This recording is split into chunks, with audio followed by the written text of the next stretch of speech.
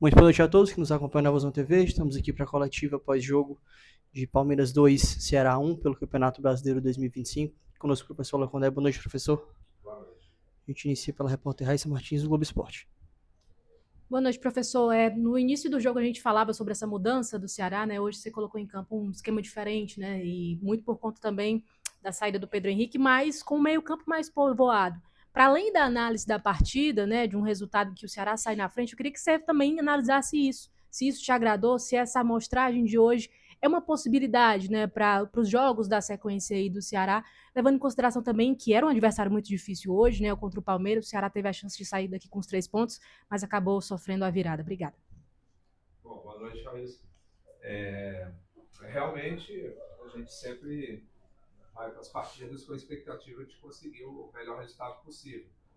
Então, a gente tenta criar estratégias de acordo com aquilo que a gente entende que o adversário tem de virtude, aquilo que o adversário tem de dificuldade, e também dentro das nossas possibilidades, né, dentro das características que a gente tem dentro do elenco. Então, hoje se desenhou algo que a gente já vinha treinando também, de usar um quarto homem de meio.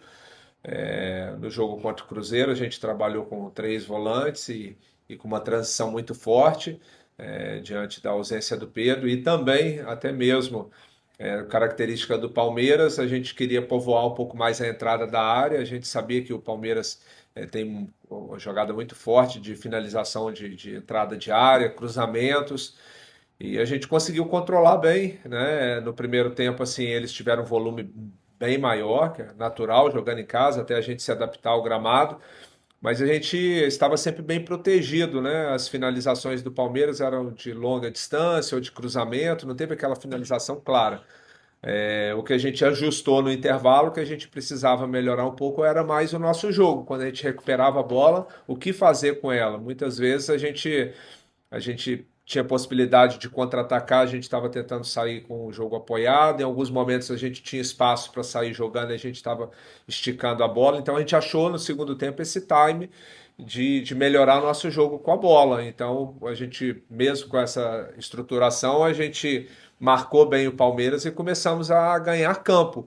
Fizemos o gol com um belo chute do Lourenço, depois tivemos uma possibilidade boa de finalização do Pedro Raul, finalizou de canhota, depois origem de um escanteio, onde a gente faz muito gol, a gente quase conseguiu fazer o segundo, e infelizmente no lance, uma fatalidade ali, daquele lance do William, né, o roteiro até um pouco parecido com o que foi o último jogo aqui contra o Palmeiras, que o jogo estava muito equilibrado e a gente acabou sofrendo um pênalti, e acabou que aí o Palmeiras ganhou força, né, o torcedor veio junto, e aí ficou um jogo muito aberto. A gente não abdicou de atacar, mas ofertamos ali uma transição boa, que o Palmeiras encaixou o segundo gol, mas mesmo assim a equipe não baixou guarda. A gente foi buscar, tivemos próximo ali do empate, né? Infelizmente, milimetricamente, né?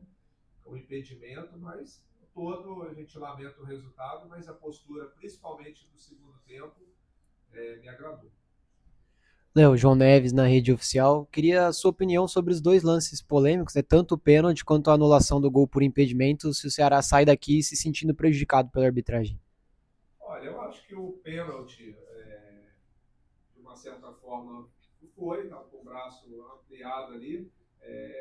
Às vezes, assim, tem jogo que marca, tem jogo que não marca. É sempre muito confuso esse tipo de lance, porque o jogador estava no movimento natural ali, né? A gente viu no Mundial, teve um lance muito parecido, não me lembro qual jogo, que o árbitro não marcou. Então, assim, agora o lance do impedimento aí é do VAR. A gente, claro que eu acho que o ano que vem vai ser mais preciso, né? Você vai trazer essa nova tecnologia aí. Que esse lance muito ajustado a gente sempre fica se questionando, mas no decorrer do jogo ali, a arbitragem pressionou um pouco o nosso goleiro no primeiro tempo. A gente não veio aqui para fazer cera, a gente veio para jogar. Ele realmente tinha machucado em alguns lances ali, mas de um modo geral, eu acho que a gente não pode transferir aí o resultado pela arbitragem, não. Isso é uma análise mais da diretoria, depois com mais calma vai fazer. Léo aqui, boa noite, Murilo Gomes do TikTok Sports.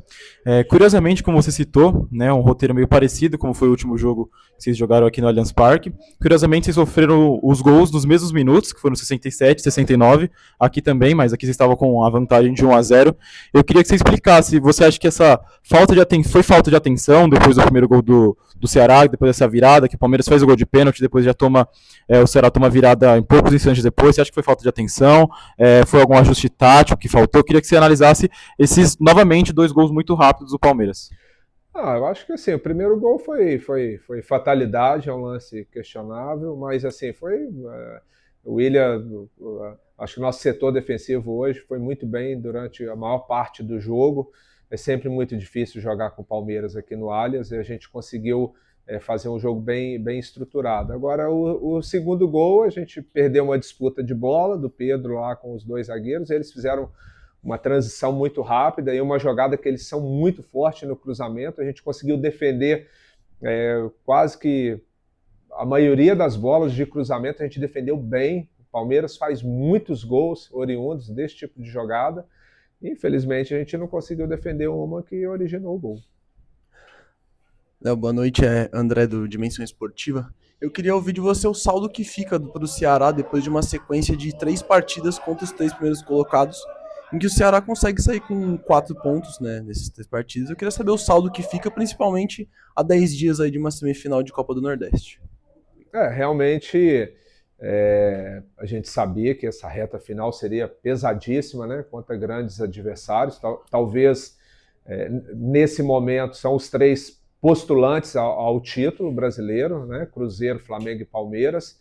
E o Ceará, eu acho que sai com saldo positivo de ter conseguido uma boa vitória contra o Cruzeiro, um empate difícil contra o Flamengo. Mas mais do que o saldo positivo dos 4 pontos, eu acho que é no sentido da forma como a equipe jogou, como a equipe se portou. Eu acredito que se a gente conseguir jogar o segundo turno da maneira que a gente jogou esses 3 jogos, a gente tem grande possibilidade de alcançar os nossos objetivos dentro do Campeonato Brasileiro. E, claro, como você pontuou, a Copa do Nordeste está chegando, um jogo importantíssimo, decisivo contra o Bahia em Salvador. Muito difícil jogar contra o Bahia lá, mas se a gente conseguir se apresentar bem, conforme a gente se apresentou contra Cruzeiro e Palmeiras, eu acho que a gente vai com possibilidade, sim, de brigar pela vaga na final da competição. Boa noite, Léo. Rafael do Tempo de Bola. Queria perguntar para você da sequência, até vindo da pergunta dele. O Ceará tem uma sequência difícil aí. Pega o Red Bull em casa, depois tem a semifinal da Copa do Nordeste contra o Bahia e depois encara o Grêmio fora de casa. A questão da logística também atrapalha a mentalidade do jogador. Eu queria saber como é a preparação do Ceará e se a questão da logística atrapalha todo um preparo físico. Obrigado. Olha, assim, a dificuldade no Campeonato Brasileiro, ela vai sempre existir, porque o nível das equipes são bons, o investimento tem sido muito alto. Hoje, os melhores jogadores sul-americanos, os jogadores mais caros da América do Sul estão jogando futebol brasileiro, Campeonato Brasileiro. Então, todos os jogos, caráter decisivo e grau de dificuldade bastante elevado. Mas o clube, de um modo geral, dentro das suas condições, está tentando fazer sempre o melhor, ofertando para a gente uma boa logística, uma boa estrutura. Claro que assim, é o primeiro ano, né, retornando da Série B.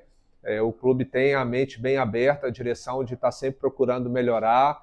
E a gente sabe que essa viagem agora a gente vai tentar fazer uma boa estruturação de viagem, porque tem um jogo decisivo, importante, contra o Red Bull em casa e depois 2 jogos difíceis fora. Agora, mesmo fazendo uma boa logística, a gente sofre sim pela distância, né? Você sair do penúltimo estado do Nordeste para jogar no sul do país é uma distância grande, né? Muita gente reclama de ir lá jogar 1, 2 vezes, né, contra Ceará e Fortaleza. A gente sai 19, 18, né, que aí você tira o clássico. Então, assim, mas a mobilização é grande, a gente não coloca isso como obstáculo, a nossa capacidade de superação e passar por cima disso, de representar bem o clube e o estado no Campeonato Brasileiro, ela é maior do que essas adversidades que a gente tem pela frente. Professor, aqui de novo, 2 em 1, rapidinho.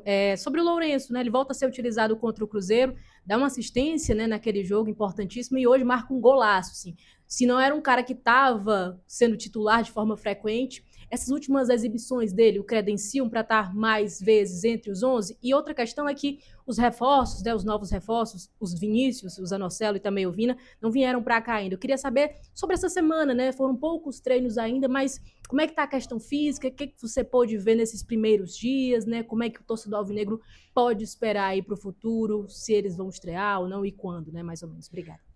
Bom, o Lourenço foi um jogador muito importante na temporada passada. Esse ano, infelizmente, ele apresentou ainda com lesão, que oriundo do último jogo, né, lá da temporada passada, ficou um tempo afastado, voltou, eu rodei bastante ali os volantes dos primeiros jogos, e depois, de uma forma natural, o Diego, o Sobral foram ganhando um pouco mais de espaço, mas o Lourenço aproveitou esse período, principalmente a pausa agora do Mundial, para melhorar o condicionamento físico dele, e melhorou, né? Tá nítido dentro de campo, que era algo que a gente sabia que ele ia sofrer um pouco, em razão de ter perdido muito o início de preparação ali. E agora ele está conseguindo jogar em um bom nível, um jogador tecnicamente muito qualificado, é uma posição, como eu sempre pontuo, que o Ceará está muito bem servido, com características diferentes. Em relação ao Vina, ele realmente chegou, que era normal, chegou um pouco abaixo fisicamente, né? 2 meses praticamente sem jogar, um futebol com uma característica um pouco diferente do nosso. Vai levar um certo tempo para a gente colocar ele em boas condições. O torcedor quer ver ele o quanto antes, ele também quer jogar o quanto antes, mas nós também queremos o jogador do potencial e da qualidade dele o mais rápido possível. Porém, a gente não pode expor ele ainda não estando, pelo menos, no mínimo de condição física para jogar, que vai acabar a tendência a sofrer uma lesão ou não conseguir acompanhar o ritmo acelerado que está sendo esses jogos do Campeonato Brasileiro. Mas a gente acredita que o mais rápido possível, que ele estiver apto, a gente vai levar para o jogo. O Zanocelo acabou de chegar, foi mais exame físico, fez um treino só com bola, ele já vem de uma condição física um pouco melhor, estava jogando, né, mais um volante de boa qualidade que a gente passa a ter à disposição no elenco. Obrigado, professor. Muito obrigado a todos.